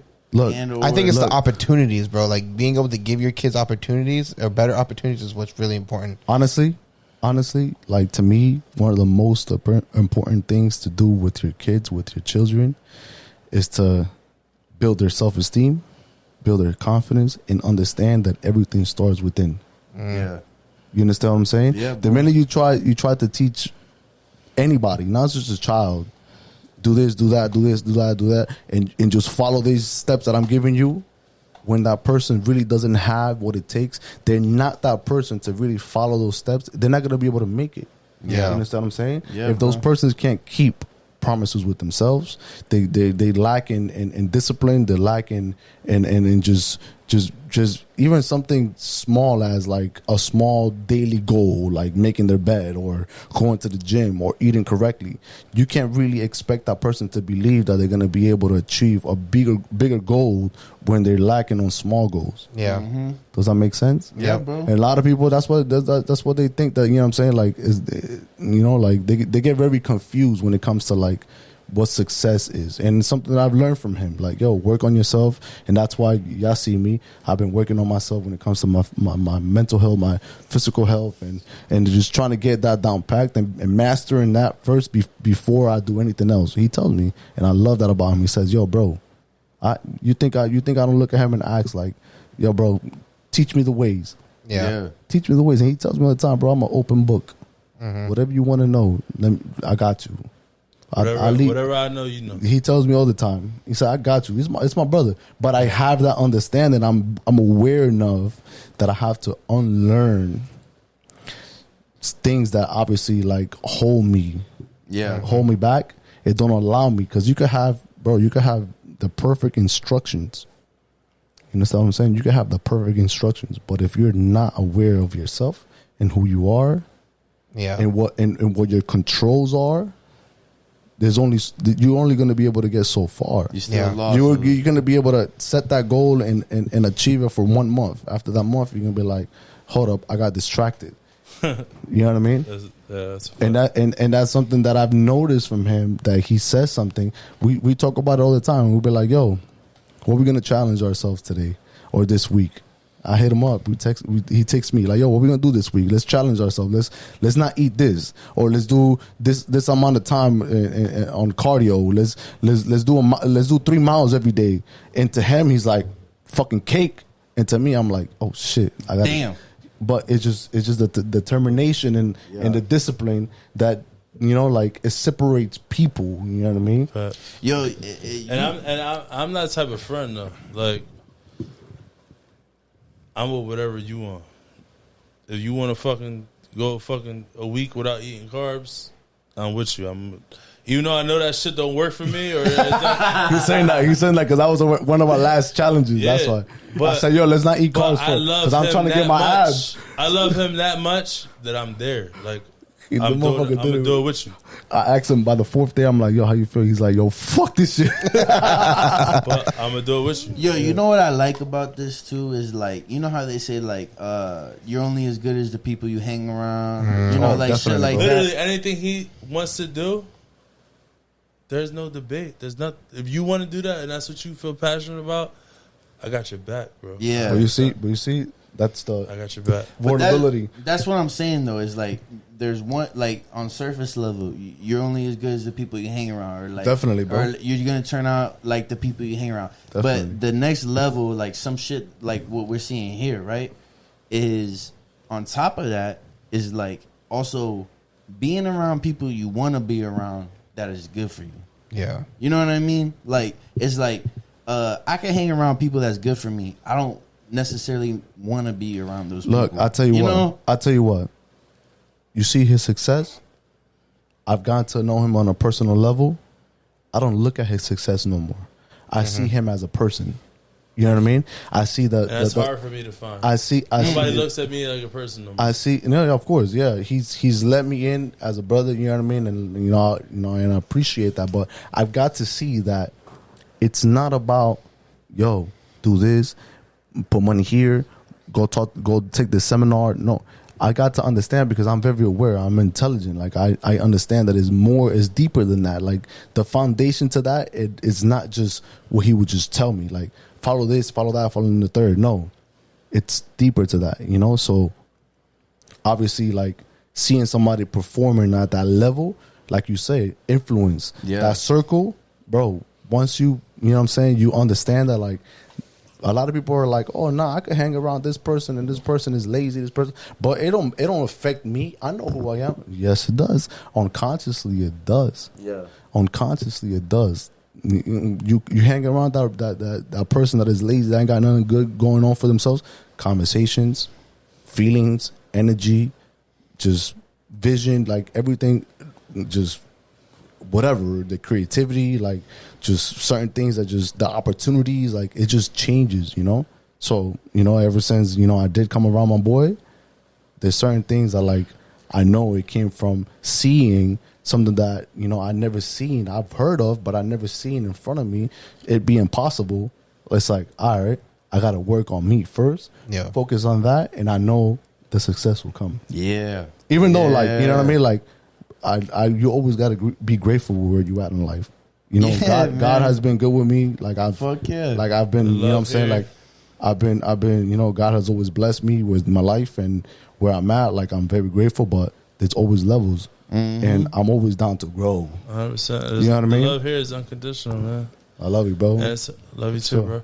I'm getting hard as fuck right now. Honestly, it's really hard for me to find that type of love, that type of friendship, because anytime anybody comes into my life is through condition. Yeah. Facts. One of the dope things about Thiago is he's got a lot of good people in his life, though. You know what I mean? 100%. He's got like a lot of genuine people and a lot of genuine love that's reciprocated both ways from him. You know what I mean? So being around him, Both of y'all know me on a personal level. exactly. That's what I'm saying. Being around him, and you'll find a lot of good people around him. You know what I mean? That's one thing. Like to your point is like a lot of relationships should be based off condition. You know what I mean? Like I don't want to ask you for something unless I could provide you something. You know what I mean? Like in most transactions in life, it's like I don't want to ask you to put me on unless I could do something for you as well. Like that's this value trade kind of thing. It's very, but yeah, exact. So when you find that type of transaction, right, where it's like, fam, like I'm here for whatever you need, like whatever, like that is he was not here, found often. He was here. He helped me create a life here. He knew I didn't have nobody here. He was the person I had here. Outside of women. Yo, I would have loved. Can't forget about them. I would have loved to see y'all single out at Rocco's.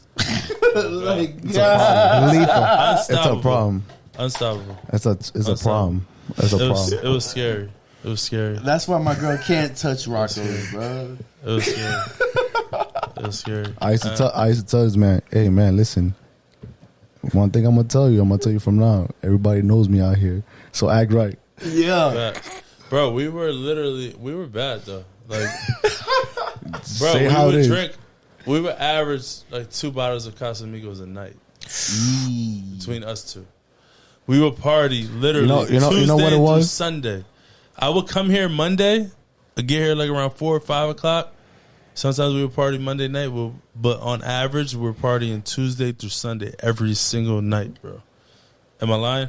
You're not. Every single night. We would pregame with a bottle and then buy a bottle wherever we at. Look, this is how it went. At least one bottle. This is how it went, and I'll be real with you. When him and I met, You see how we wait. You see how we destroyed this bottle, right? Yeah. but let me Yo, let me rephrase. Let me take a fix the shot of story. that. Just because, like, Let me bro. talk about the story, how it really went. I want to be a part of this. So when we first came across each other, it was just like that. My nigga, like, you sure we don't have the same mom type of shit? Because we love each other that much. Facts. So every time we came around each other, it was just like, bro, I'm fucking hype. Like we were just, our energy was high on the same level, and it was just like, bro, we were laugh for anything. It was just an amazing time. Literally. We did that for quite a while. Then we both sat down. We looked at each other and we was like, bro, what the fuck we doing? All right, it's time to tighten up, and it's time to change the game. And that's when the year ended. And I said, yo, this year we're not doing that. Facts. And ever since we had that conversation, that we sat down and we decided, like, all right, bro, like we had our fun. Yo, things went completely different. I lost 23 pounds, 25 pounds. I wake up every day, 5 a.m., him too. We text each other, you up? All right, I'm up. Yo, let's start the day. If you see our text messages, it's literally like that. Yo, let's execute. How you feeling? You feeling good? Nah, I'm feeling off. Oh, talk to me. What you got? All right, we're good now. All right, let's keep going. Let's push ourselves. That's special, bro. Yo, and That's special. and you know, believe it or not, it's like we push each other. Like, yo, what's your next move? Yo, bro, do it. Do this. Do that. Yo, maybe you should do this. Maybe you should do that. Like, we're always giving each other like that push, and we holding each other accountable. You know what I mean? Because we understand that, like, judgment-free zone. we understand that, like, obviously life is about a balance. You know what I mean? I don't You give a can't. fuck what he got going on. I'm Zach there. don't even He fucking could text fucking me break back. up with. bro. He could be with the same girl. Tell me he's gonna break up with the same girl and be with her a million fucking times. Guess what? That we just And be blowing another that girl. spot. I don't give a fuck. You can have a new girlfriend every week. She's my sister. Every week that new girl is my That's sister. been us. I don't give. I'm on your side.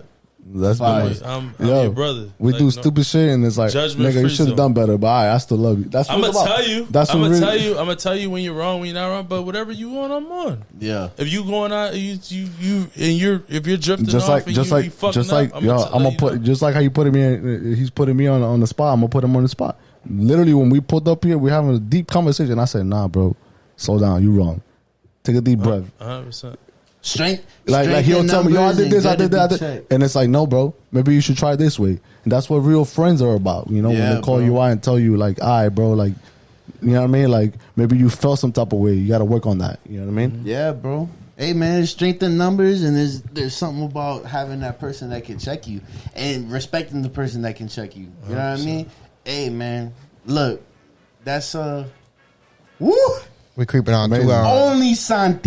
Only Santi, bro. Yo, my man Tone, bro. Hey, yo. I appreciate Longest you guys episodes having ever on Pocket Watch Podcast record to date. Santi's a part of it. Always, you know what I'm saying? I think we had a 2.5 hour podcast. The last time Don't Delgado go was here. check it, but I felt like good. Joe It gets Rogan good. that day. Yeah, we gotta come back. We gotta Yes, do sir. that. Absolutely, Yo. man. Anytime y'all want to come through, man, it's open Word doors to for it. y'all. reoccurring, bro. Next time we talk about love, we talk about relationships. This is the intro. We get a little deeper into. Hey, This is yo, the intro. I just This gotta is say so one the thing. listeners know. If you're not tuning into Pocket Watch Podcast, what you doing? What the fuck are you doing? Come on, man. If you're not tuning into Pocket Watch Podcast, you ain't doing nothing. That's feel how- me? You at Hey, home get beating it your together. dick. You at home watching TV, doing a bunch of nonsense, man. beating your meat and shit. Make sure you tune into Pocket Watch Podcast. Level up. Yes. Take this shit to the next level. Yes, sir. listen, learn from my experience, learn from Tiago's experience, learn from the gentleman from Pocket Yes, Watch podcast experiences, and All love. Y'all don't even know, but y'all are new sound bites. Hey yo, this is Y'all part the new one. This is intro. part one. We got a part two coming. We'll be back. Soon. We'll be back. Let's tuned, go. Yo, thank y'all for tuning in. Again, check all the shit in the descriptions. Tap in. All the shit. This motherfucker's on our descriptions every time anyways. Yo, Tone, thank you for coming through, Hey, bro. conversation. Again, don't forget to Yo, I like, had an amazing Follow. time. share. Subscribe. Pocket Watch. Hey. Out.